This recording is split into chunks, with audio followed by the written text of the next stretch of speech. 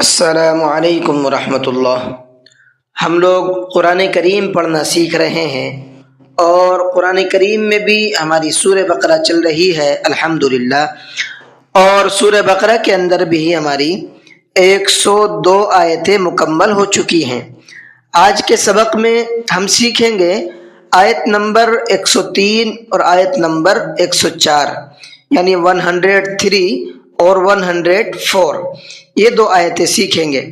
تو چلیے سبق کو شروع کرتے ہیں۔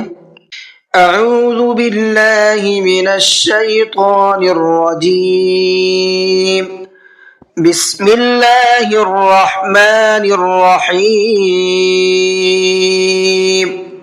وَلَوْ أَنَّهُمْ آمَنُوا وَاتَّقَوْا لَمَثُوبَةٌ مِّنْ عِندِ اللَّهِ خَيْرٌ۔ انہم، نون کے اوپر تشدید ہے، غنہ کر کے پڑھیں گے۔ آمنوا، یہاں پر حمزہ کو بھی کھینچنا ہے اور نون کو بھی کھینچنا ہے۔ حمزہ کو اس لیے کھینچنا ہے اس لیے کہ حمزہ کے اوپر کھڑا زبر ہے ٹھیک ہے، اور نون کو اس لیے کھینچنا ہے اس لیے کہ یہاں پر واو مدہ کا قاعدہ ہے، واو ساکن ہے اور اس سے پہلے پیش ہے نو۔ آمنوا واتقوا، قاف کو منہ بھر کے پڑھنا ہے۔ لمثوبتم، تم، تا کے اوپر تنوین ہے اور تنوین کے بعد میں میم آ رہا ہے، یہ ادغام یرملون کا قاعدہ کہلاتا ہے، یہاں پر غنہ کر کے پڑھیں گے۔ من عند اللہ، من، نون کے اندر اظہار کریں گے، صاف صاف پڑھیں گے، یہاں پر اخفا غنہ کچھ نہیں کریں گے۔ اس کی وجہ یہ ہے یہاں پر نون ساکن کے بعد میں عین آ رہا ہے جو اظہار کے حرفوں میں سے ایک حرف ہے۔ عند اللہ، یہاں پر دیکھیے یہ نون ساکن ہے اور نون ساکن کے بعد میں دال ہے، دال اخفا کے حرفوں میں سے ہے، تو نون ساکن کے بعد میں اخفا کے حرفوں میں سے کوئی بھی حرف آ جاتا ہے تو وہاں پر تھوڑا سا ناک میں آواز کو روک کر کے پڑھتے ہیں۔ کس طریقے سے؟ عند اللہ، اس طریقے سے۔ اس کے آگے اللہ کا نام ہے اور اللہ کے نام سے پہلے زیر ہے، اللہ کے نام سے پہلے زیر ہوتا ہے تو اللہ کے نام کو باریک کر کے پڑھتے ہیں۔ خیر، یہاں پر را باریک ہوگی۔ اب یہاں پر ایک قاعدہ سمجھ لیجئے، دیکھیے را ہمیشہ باریک ہوتی ہے، کب؟ پوائنٹ کو سمجھیے گا، اس وقت میں را ہمیشہ باریک ہوتی ہے جب را ساکن ہو اور اس سے پہلے یا ساکن ہو۔ را ساکن سے پہلے اگر یا ساکن ہوتی ہے تو را ہمیشہ باریک پڑھی جائے گی، پھر پر نہیں ہوگی، ٹھیک ہے۔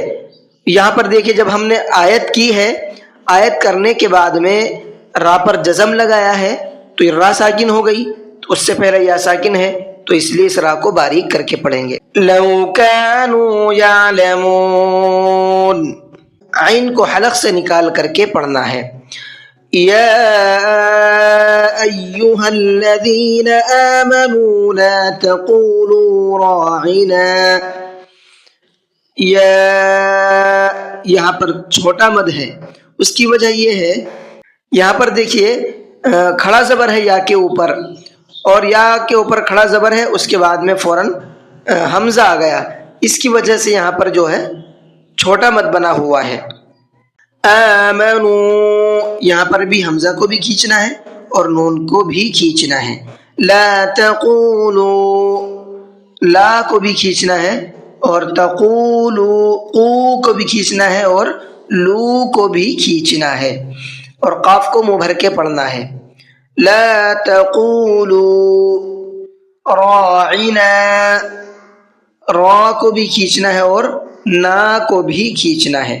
راعنا وقولوا انظرنا واسمعوا، وقولوا، او کو بھی کھینچنا ہے اور لام کو نہیں کھینچنا ہے، لام کو ڈائریکٹ نون میں ملائیں گے، بیچ میں واو، الف، الف، یہ تین لفظ ہیں، ان کو چھوڑ دیں گے۔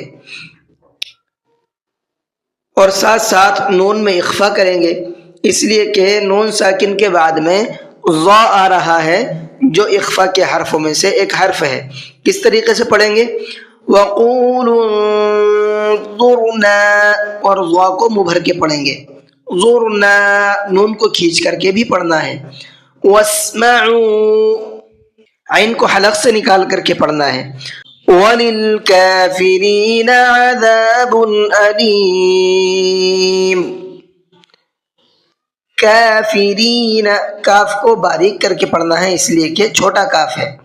عذاب عین کو حلق سے نکالنا ہے اور باقی اوپر تنوین ہے، اور تنوین کے بعد میں حمزہ آ رہا ہے، حمزہ اظہار کے حرفوں میں سے ہے، اس لیے تنوین کی آواز کو صاف صاف پڑھیں گے، عذاب علیم۔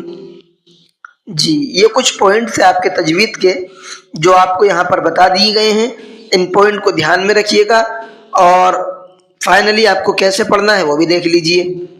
وَلَوْ أَنَّهُمْ آمَنُوا وَاتَّقَوْا لَمَثُوبَةٌ مِّنْ عِندِ اللَّهِ خَيْرٌ لَوْ كَانُوا يَعْلَمُونَ۔